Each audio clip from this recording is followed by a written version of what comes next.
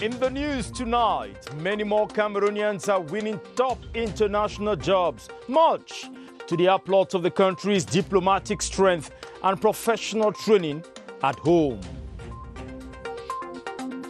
The Circle of Friends of Cameroon, CRTV, wipes the tears of pupils, the needy and rural women in the Adamawa region with a variety of donations. Plus, a firebrand Cameroonian politician and Pan-Africanist WOUNGLY MASSAGA, alias Commandant Kisamba, dies at the age of 84. These are more in this newscast. Thanks for joining us. I am Benen Bumagana. This is the 7:30 News.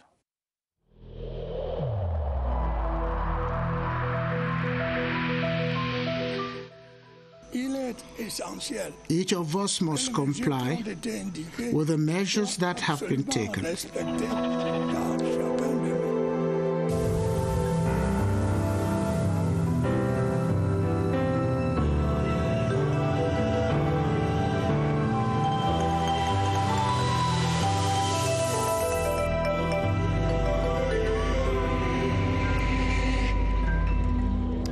Once again, good evening. The number of Cameroonians occupying top international jobs has been increasing, with the latest, the election of Mariatou Diab as the first ever female secretary of the International Civil Defense Protection Organization. The government has taken a major step to open training on international civil service to further equip Cameroonians applying for such international jobs. On the strength of Cameroonians in this diplomatic domain, here is Charles Ebune. Today, the Secretary General of the International Civil Defense Protection Organization, Mariatou Diab, is the latest of Cameroonians at the top leadership mantle of the International Civil Service. And this is the outcome of a quiet but effective diplomacy with about 50 diplomatic missions globally. A diplomatic team which has been renewed of recent through the appointment of new ambassadors and other diplomatic officers who market the image of Cameroon globally positive. Andre Magnus Ekumu in France, Salomon head to the nation's permanent United Nations mission in Geneva, Switzerland, Churchill Ewumbuel Munono to the African Union and Ethiopia, amongst others. The Parliament of the Economic and Monetary Community of Central African States, plus the United Nations Economic Commission for Africa, are just a select of global outfit organizations with Cameroonians at the helm.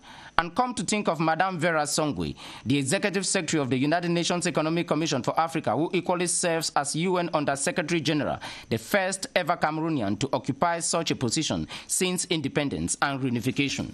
To this can be added the reform team of the African Union, headed by Professor Pierre Mukokombunjo, one-time External Relations Minister. To arrive at this level, they are well exposed to good training and get the best possible knowledge, and the rest is the job of the Cameroonian Foreign Policy Establishment, directed by this man, Paul Biya. A variety of gifts have been handed over to pupils of the government primary practicing school in Ngaoundéré, to the rural women and persons living with disabilities in the Vina division of the Adamawa region. The donations were offered by the Circle of Friends of Cameroon, CRTV, in a ceremony presided over by the representative of Mrs. Chantal Biya, the First Lady of the Republic. The representative is Mrs. Kulsumi Alhaji Epuz Bukai. Elise Waji Balmia reports. Cameroon's First Lady, Mrs. Chantal Biya, through her charitable organization, the Circle of Friends of Cameroon, CRTV, once again expresses solidarity towards the population of the Adamawa by offering numerous gifts. The package consists of several didactic materials for about 2,500 pupils of the Center Government Primary Practicing School Ngaoundéré, sewing machines, computers, and much more for the Ngaoundéré Women Empowerment Center, farm tools for rural women, and numerous kits for disabled persons in Ngaoundéré. The regional coordinator of CERAC and personal representative of the First Lady, Madam Kulsumi Alaji Buka, while handing over the gifts, told the beneficiaries to make good use of them. Representatives of rural women and disabled persons expressed gratitude to the First Lady, Mrs. Chantal Biya, for the items which they say will greatly improve their activities in the region. Religious men present during the event, which took place in strict respect of barrier measures against the coronavirus, prayed for God to continue blessing the good deeds of the First Lady. 40 Cameroonian journalists and proprietors of radio stations have participated in a two-day seminar on issues related to the regulation of radio frequencies. The training, organized by the Ministry of Post and Telecommunication in collaboration with the Telecommunication Regulatory Board, was aimed at sensitizing the participants on spectrum management and the risk involved when frequency is used without authorization. Yoti Kaleli Songe reports. An interference of radio frequencies caused by clandestine users. Consequently, this seminar to enlighten journalists and radio channel promoters on the proper use of radio spectrums. The radio spectrum that is used for communication is shared with civil aviation, is also shared with ships. The radio band is shared with security forces. So those who have to use frequency have to be authorized by the government to ensure that there's no interference between different users. A rather disturbing situation to the media practitioners. There are so many radio stations that are operating in Cameroon, specifically in big towns like Douala and Yaoundé, that are not registered or that are not working according to rules and regulations stated by the state. The decision to sensitize journalists is strategic. The quality of service depends on frequencies. Where you are not given officially a frequency, you are a danger, not only for society, for the quality of your service. With this, government hopes that the radio communication in Cameroon will improve. Let's talk academics now. As students get set to return to the amphitheaters for the 2020-2021 academic year in institutions of higher learning, parents, especially those sending their children to the university for the first time, say they feel the weight of the transition. Apart from paying the children's accommodation and buying new clothes, they also have to ensure that the freshmen don't run out of money while away at school. Yoti Kaleli Songe spoke to some parents and prepared the following report. Pensive mood activated for parents. The 2020-2021 academic year has kicked off with all the stakes involved. It's challenging. At the private university, has to attend. The direct fees there for the semester is about 365,000. So for an academic year, it will not cost us less than 1 million. Meanwhile, Boseme will have to cover a distance of about 20 kilometers from his home to the private university he has to attend. The burden will really be on transportation and then feeding, so I know we have to budget between 1,500 to 2,000 a day. Mr. Manyo isn't the only parent who feels the burden of a transition that comes with climbing the academic ladder. Meet the four chaps. I have 3 joining the crew. 1, we're going to the University of Boya. Of course, we'll have to rent. 2 are going to SWA, we'll stay together. So we're talking about 300, 350, and then equipping their room and stuff. That might take you to 500. There's also the allowance to worry about. Each child will need to buy handout, so you're looking at something like 50,000 per child. A lot of expenses, but not a problem to the parents. I do a bit of farming, I do a bit of business too. Get to our small jangi, me and my wife. Some of the bigger ones that have gone ahead, they also turn back to her. And it's with so much pride that these parents send their kids to the university.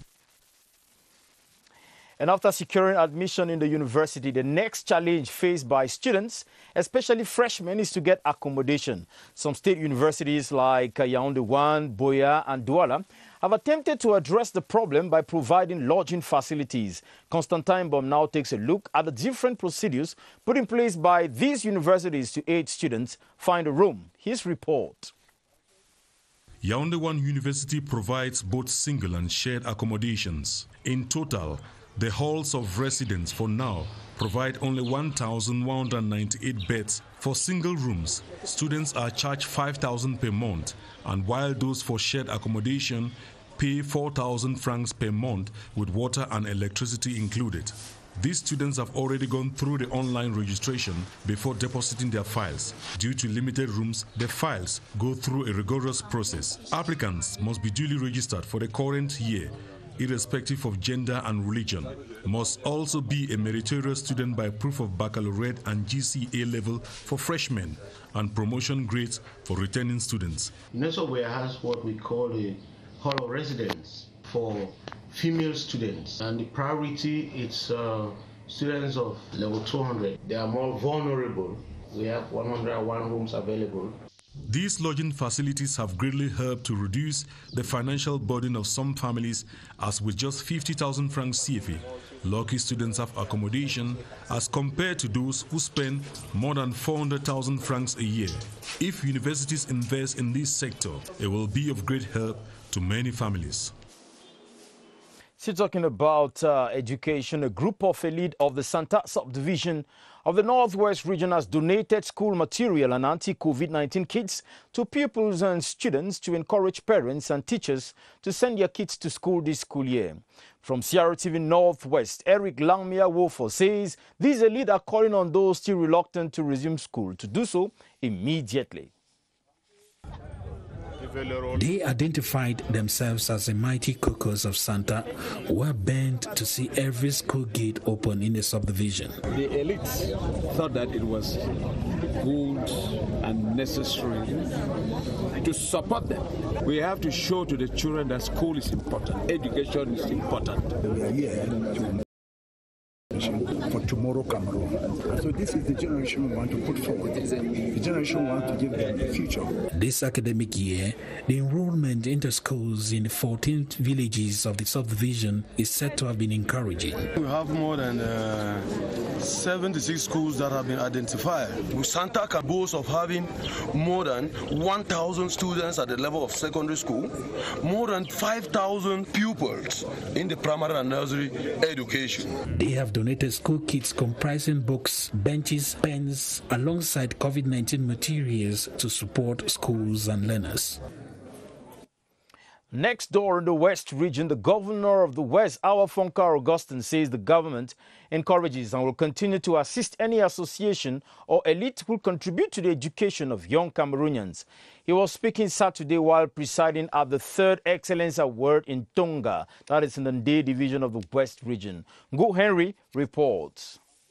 The beneficiaries were drawn from all the villages in the Tonga subdivision. They were pupils and students who excelled during the last school year. They each received didactic material plus financial assistance. The gesture, which was in its 3rd edition, was that of a member of the elite of the area. We have deemed it necessary with some elites of the subdivision to put our efforts together, our means together, in order to come and support our children and encourage them. And we invite all the population to continue supporting the youth and then the disabled people. The largesse was also extended to best teachers plus physically challenged persons in the locality. The West Chief Executive has lauded the initiative. Wonderful initiative, and that the children who are beneficiaries should continue to make this subdivision proud. The appointment has been taken for next year. The Minister of Public Health, Dr. Manauda Malashi, Friday launched a national survey to check seroprevalence of the SARS-CoV-2 in the 10 different regions of the country. In collaboration with partner organizations, the Ministry of Public Health will for the next 4 months assess the knowledge and attitudes to the population vis-a-vis the virus. Details with you, Baldwin Sama. This a timely initiative aimed at checking the number of persons exposed to the coronavirus in the society and the population's immunity. During the launching ceremony, partner organizations to the Ministry of Public Health said the survey will help estimate the prevalence of the SARS-CoV-2 antibodies among kids and adults in the different regions of the country. The knowledge and attitude of the population about COVID-19 will equally be assessed. ICAP will be collaborating with the Ministry of Health to implement this national sero survey. We all heard the data that this survey will generate will be very important in informing future strategies. This survey will run for 4 months, with 2 months of data collection, especially in areas with an increase in population. Public Health Minister Dr. Manauda Malashi called for active participation with the results to provide a better understanding of the impact of the coronavirus in Cameroon. Now let's talk about the Member of Parliament for the Ocean Division in the South Region, Zita Marie Biloa Chila, who has offered didactic material and prizes to successful candidates of the 2020 baccalaureate exams and other successful students in Venge. The Member of Parliament used the occasion to distribute textbooks from the Cameroon World Bank Partnership to basic education. Kilianda Difon reports. 60 primary and secondary schools and all successful candidates at the baccalaureate examination in Venge, as well as all teachers whose subjects produced best results in the subdivision for 6 years on, received learning and study support material, as well as excellence prizes from Honorable Zita Marie Biloa Chila. I take care of the youth and encourage their teachers because the children are our future. La jeunesse, c'est l'avenir. All 15 laureates of BAC Exam 2020 each received 50,000 CFA francs worth scholarship. The beneficiaries expressed their joy through prayer, a blessings to the donor.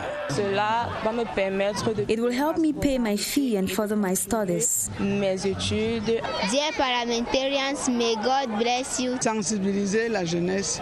Sensitize youth on living together, respect of anti-COVID-19 measures. We have added intermediary classes, children with disabilities and internally displaced. Chaired by the divisional officer from Venge, Mani Noa Venang, it was also an occasion to distribute textbooks, fruit of Cameroon World Bank Partnership. Over to the Public Health Emergency Center to meet Baldwin Sama van Cayman. We hear that the fight to halt the spread of COVID-19 in Cameroon, especially in the East region, officials have put in place measures to guarantee the return to normalcy for the population after the coronavirus spread. Baldwin Sama is at the Public Health Emergency Center with his guest, Dr. Ghislaine Bita, for more. Hello, Baldwin. Good evening to you. Benin Bumagana, a regular tour to the different regions of the country to get a pulse of the spread of the virus. Tonight takes us to the East region of the country, where our guest is the coordinator of the East Regional Center for the Fight Against Epidemics, Dr. Lionel Ghislaine Mbita. Doctor, good evening. Good evening, Mr. Sama. Tell us what measures have you put in place in order to cater for the population as that population gets ready to embrace normal life in that part of the country during this particular period? The East region is doing everything within her reach to promote and reinforce barrier measures against COVID-19. Together with the help of institutions in the region, we have put in different schools systematic check and entrance into school to ensure that pupils and students put on their face mask and wash hands before entering the classroom. And tell us, Doctor, which are some of the segments of the population in the East region of Cameroon that are resisting some of these barrier measures? There are no specific resistance zone in our region, and we cannot speak so far of place of epidemic resistance in Eastern region.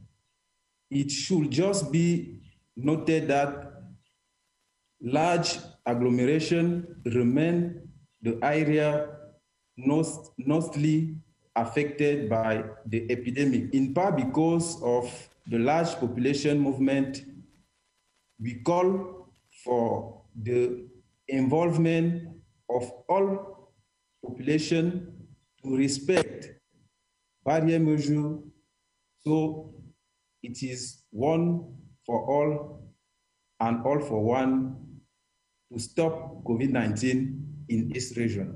Thank you. Thank you so much, Dr. Ghislain Lionel Mbita. You are the coordinator of the East Regional Center for the Fight Against Epidemics. We are happy to hear about the one for all for one slogan being used by the population of the East region of the country to bar the way as far as the spread of the coronavirus is concerned. Tomorrow, Sunday, Benin Bumagana will take you to the region of the country. Back to you, Benin Bumagana. Thank you very much. We'll be waiting for tomorrow. Baldwin, Samaf and Cayman. A fire outbreak has ravaged the building hosting the services of the Bamenda Gendarmerie Territorial Squad.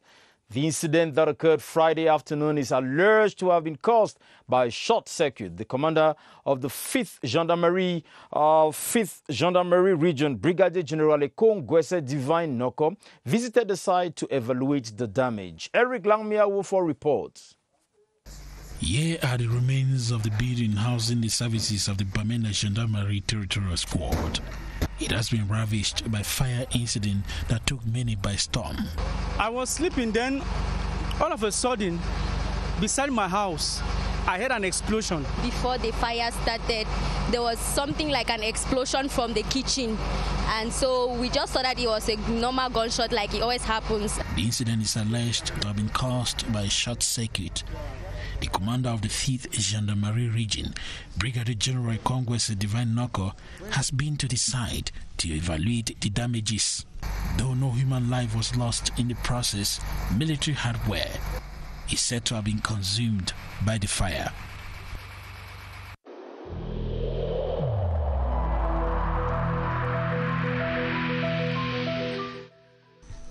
The wearing of face masks in public places will be mandatory until further notice.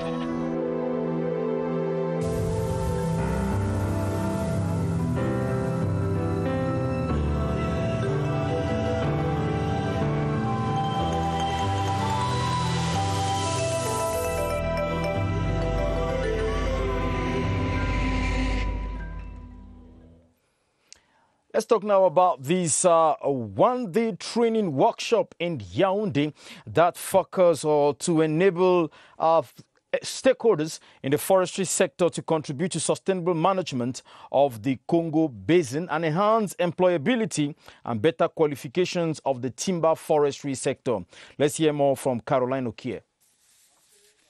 Congo, Gabon, the Democratic Republic of Congo, and Cameroon are the privileged countries that are already benefiting from a project financed by the French Development Agency worth over 3.2 billion CFA francs for a period of 5 years. We have to train the students, and we work now with professionals of forestry. The ongoing training for sustainable forest management will help the small and medium-sized enterprises dealing with wood transformation chain.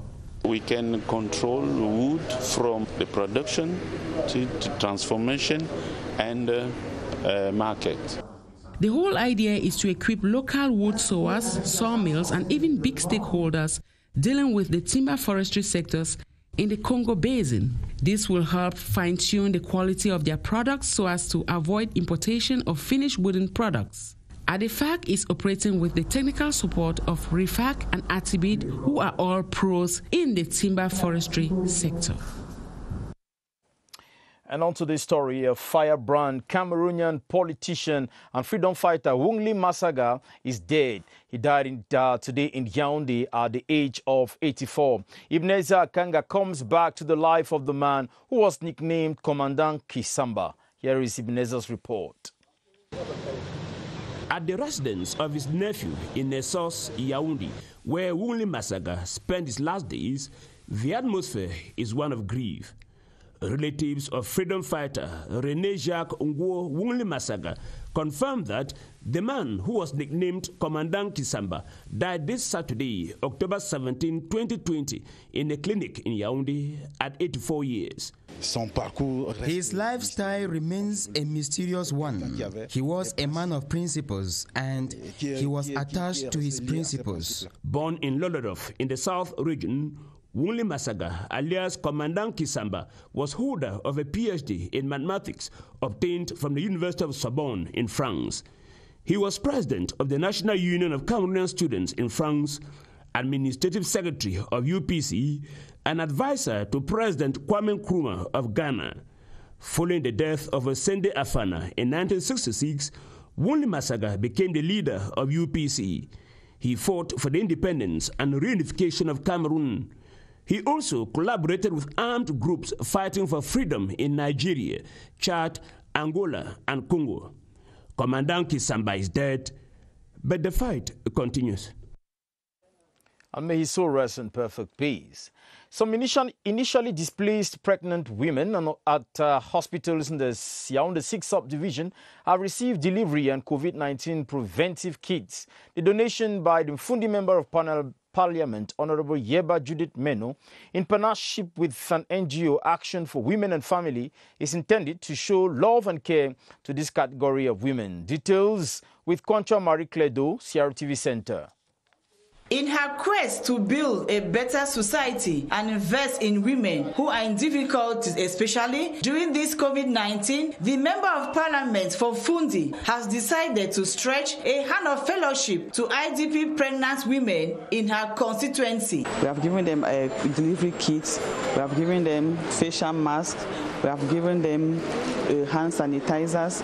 We also gave some detergents, we gave cotton, syringes, and other delivery items to the health centers concerned. Partnering with an NGO called Action for Women and Family, the gesture will enable her reach out to close to 800 IDPs and some hospitals in the locality. IDPs, because you live in your own home, you have difficulties. What more of moving from your home to a place where you don't even know, especially pregnant women. The ceremony that took place in the Yaoundé 6 Center for Women's Empowerment and the Family was marked by health talks on some barrier measures against COVID-19 and the rights and obligations of women. A book titled Solidarité Internationale et Devoir de Paix, authored by the Minister of Public Health, Dr. Manawuda Malashi, has been presented to the public. The 427-page document looks at national security and global peace. He also proposed solutions to lasting peace in the world. Alice Mbe was at the launching ceremony Friday and tells us more about this book. The white cover blueprint catalogue of 427 pages is made up of 3 parts: an introduction and a conclusion, with a global idea on the construction of national security and peace in the world. It is just a contribution on some key issues with focus on the global security crisis as we live in a world where more security threats emerge regularly. It is just a call for us, especially African countries, to work in synergy looking for solutions to our crisis, working in the same direction for sustainable solutions to our problems. The author got his inspiration from his personal research as a doctorate student at the university in 2017. My inspiration goes as far back as in my university days, where I developed a love in solving conflicts, mediating between people. This motivated me to start thinking towards the direction of conflict resolution from the local to international level, because we need to address these issues that threaten global peace. This is the first publication of the 47-year-old author in the market.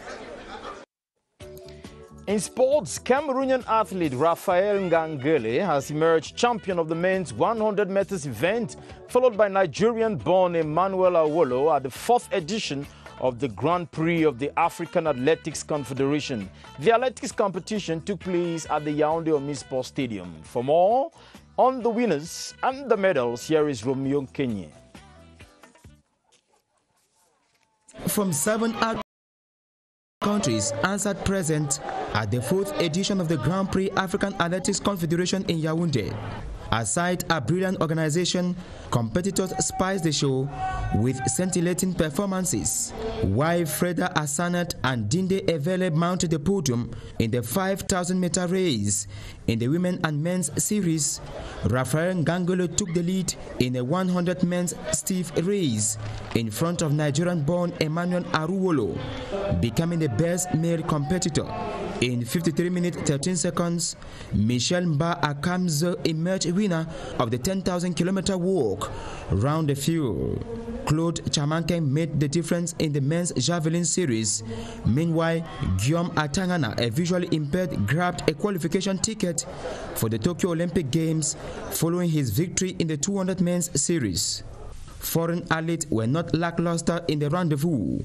Congolese-born Natasha Ngoe imposed hegemony in the women's 200-meter race, becoming the best female athlete. Meantime, Nabil Jama from Djibouti won the 800 men's series. Thank you very much for watching this edition of the 7:30 News. Atabajino Ma will be here for the 8:30 News, and I'll be back here tomorrow. Have a wonderful evening this Saturday. God bless you.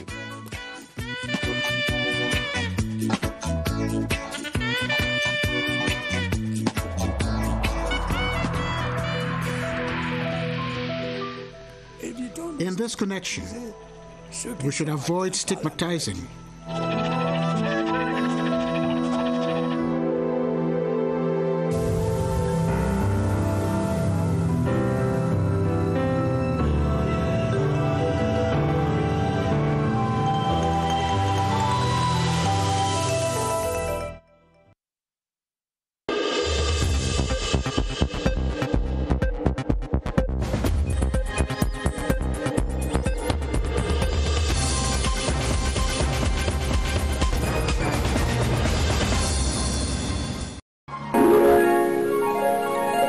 CRTV News, ici, toute l'info.